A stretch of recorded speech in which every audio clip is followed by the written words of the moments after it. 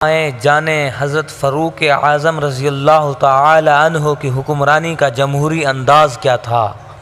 حضرت فاروق اعظم رضی اللہ تعالی عنہ کا طرز حکمرانی شخصی نہیں بلکہ جمہوری تھا۔ حکمرانی کا جمہوری انداز ہی تعلیمات اسلام کے موافق ہے۔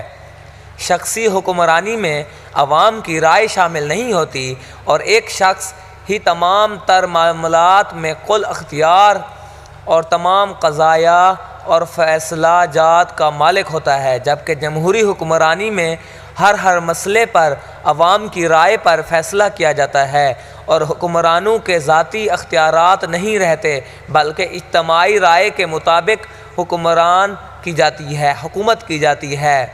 اور حضرت عمر فاروق رضی اللہ تعالی عنہ نے اپنے تمام فیصلہ جات کو جمہوری انداز میں کیا ہے، اور جب بھی کسی مسئلے کے لیے کسی رائے کی ضرورت ہوتی تھی تو آپ صلی اللہ علیہ وآلہ وسلم کے الفاظ کے ذریعے ایک اعلان کرتے تھے جس کے مطابق لوگ مسجد نبوی میں جمع ہو جاتے تھے۔ پھر آپ صلی اللہ علیہ وآلہ وسلم 2 رکعت نماز نفل ادا کرتے تھے اور اس کے بعد اپنا مدعا اور مقصد لوگوں کے سامنے بیان کرتے۔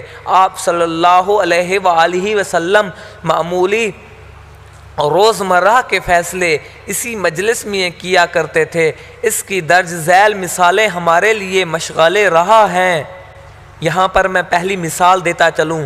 جب عراق اور شام فتح ہوئے تو بعض صحابہ کرام نے مشورہ دیا کہ تمام مفتوحہ علاقے فوج کو بطور جاگیر دے دیے جائیں، اور اس حوالے سے بہت بڑی مجلس منعقد ہوئی۔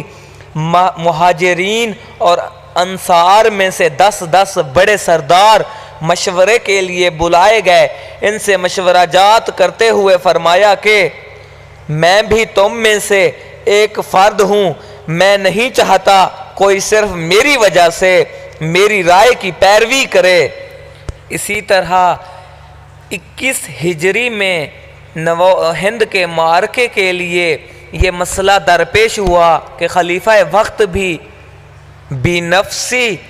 نفسی اس معرکے میں شریک ہوں یا نہ ہوں۔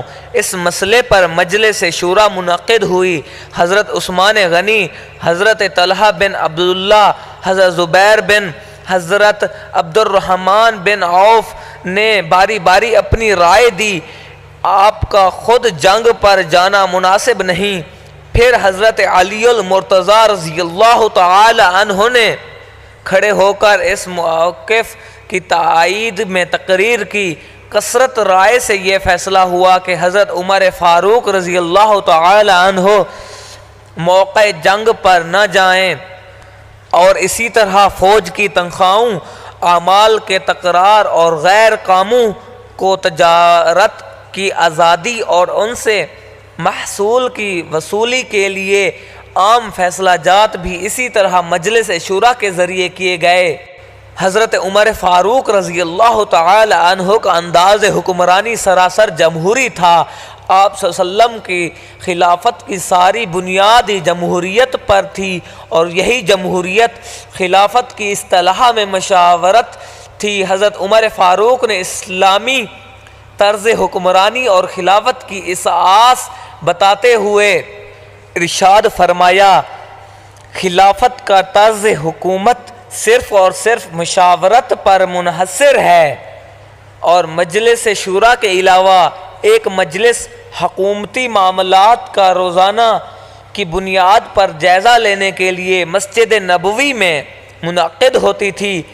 اس میں اہل رائے صحابہ کرام رضی اللہ تعالی عنہ شریک ہوتے اور نظام خلافت کے متحد علاقوں سے آنے والی خبروں کا جائزہ لیا جاتا تھا، اور اس حوالے سے اجتماعی رائے پر مبنی اقدامات اٹھائے جاتے تھے۔